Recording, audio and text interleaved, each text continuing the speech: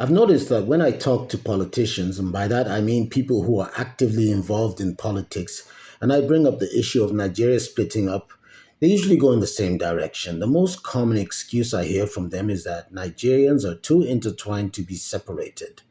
Now, none of them has been able to explain exactly what that means to me, but I figure that they have their eyes on the prize, and by their calculations, the smaller the country, the smaller the prize. So it boils down to their personal interests.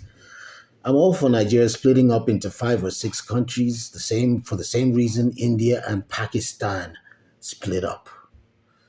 Now, a lot of the people in this entity called Nigeria can't stand each other, and in some cases even consider each other to be subhuman. Nigeria was not created with the consent of the people in it. The amalgamation of 1914 is a major point in Nigerian history, and it's still hotly debated today. So let's talk about how it played out and why people say that consent was missing. What actually happened in 1914? January 1st, 1914, the British colonial officer named Lord Frederick Lugard merged the Northern Nigerian Protectorate and the Southern Nigerian Protectorate and Lagos Colony into one unit called Nigeria. Who signed it? Officially, only Sir Frederick Lugard representing Britain. No Nigerian rulers, leaders, or representatives signed the amalgamation document. The name Nigeria itself was coined by a British journalist, Flora Shaw, not by Nigerians, or Africans, should I say, since there was no Nigeria then. Why did Britain do it? The records point to administrative and financial reasons, not unity. The South generated revenue from trade and taxes while the North ran a deficit. Amalgamation let the South surplus fund the North, making the colony cheaper for Britain to run. The consent problem is that there was no vote, no negotiations, no African leaders at the table. Before 1914, this area known as Nigeria today contained many independent entities. There was the Sokoto Caliphate, the Oyo Empire, the Benin Kingdom, Igbo Republican communities. Each had its own governance, trade, and identity. As Lord Lugard's successor, Sir Hugh Clifford, put it in 1920, these were self contained and mutually independent native states, and welding them into one homogeneous nation was striking a deadly blow at each people's right to maintain its identity, its individuality, and its nationality. Now, this man said this 106 years ago, and it still rings true today. So, the amalgamation was a top down colonial act, basically. Um, Somebody put it bluntly like this: Britain didn't create Nigeria out of vision, it created Nigeria out of debt. Another person asked who signed the 1914 amalgamation document, and notes that later founding fathers like Azikiwe, Awolowo, and Tafawa Balewa were children in 1914 and couldn't have signed, which is very true. Our earlier leaders were actually children back in 1914 and could not have possibly signed that. Um, this is why it matters today. The lack of initial consent is often linked to some of the problems that we have today, which are dragging the country backwards. Now, let's start with the fact that a lot of the people who were included in what is today Nigeria really don't like each other. They can't stand each other.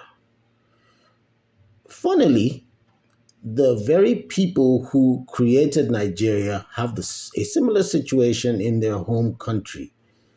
The Scottish, the Welsh, the Irish, they can't stand the English, but yet they're still part of the same United Kingdom.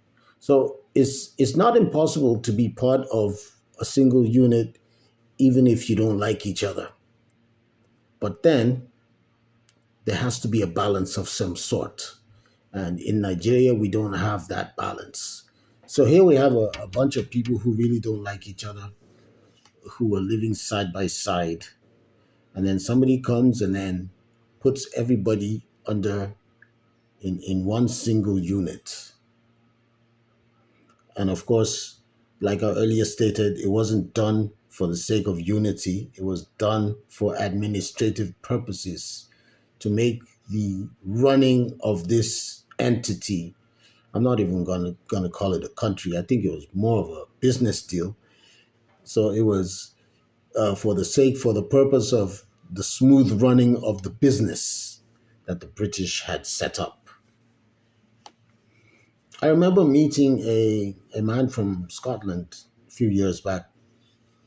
He'd been in Nigeria a long time. I remember him saying to me, he said, "Look, I'm Scottish. Don't call me British." He didn't want to be called British. He said, "Don't call me British. I'm Scottish." So they do have some of, the same um, issues that we have here. And in recent years, it has gotten to a crescendo where we have all these killings and it's just horrific.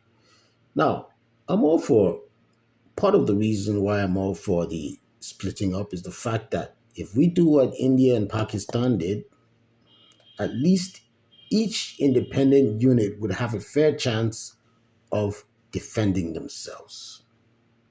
So far, with this centralized module that we have, it's made to look like nothing can be done about these incidents that have been going on for the better of 2 decades now, or even more. Now let's look at another side of the argument. Some historians note that consent wasn't a norm for state creation anywhere in 1914. Most modern African borders were drawn by colonial powers. Nigeria wasn't unique. Also, after 1914, Nigerian nationalists did choose to keep the country together at independence in 1960, and millions have built identities within it since. The 1914 borders created a political space that later nurtured into nationalist movements. But the 1960 independence process itself inherited the 1914 structure. As one petition put it, on January 1st, 1914, Britain, without consent, incorporated the independent Yoruba country into Nigeria. The bottom line is the 1914 amalgamation was done by British decree for British reasons without input from the people living there. Whether that makes Nigeria illegitimate today depends on your view. Some see it as a foundational flaw that explains ethnic tensions and demands for restructuring. Others argue that the 60 plus years of post independence history, intermarriage, and shared institutions have created a new consent through lived experiences. The real question many Nigerians debate now is, can a nation created by force become one held together by choice? Before 1914, the land we now call Nigeria wasn't one country. It was dozens of independent kingdoms, empires, city-states, and stateless societies. The name Nigeria itself didn't exist until British journalist Flora Shaw suggested it in 1897. What was here before the British drew the map? Here are the major political units that covered what is now Nigeria. As Sir Hugh Clifford put it in 1920, these were self-contained and mutually independent native states. The British amalgamation forced different legal systems, economies, and identities into one colony without asking them. But the bigger question is, what are we going to do about it in 2026? Thanks for watching, and I'll see you in the next one.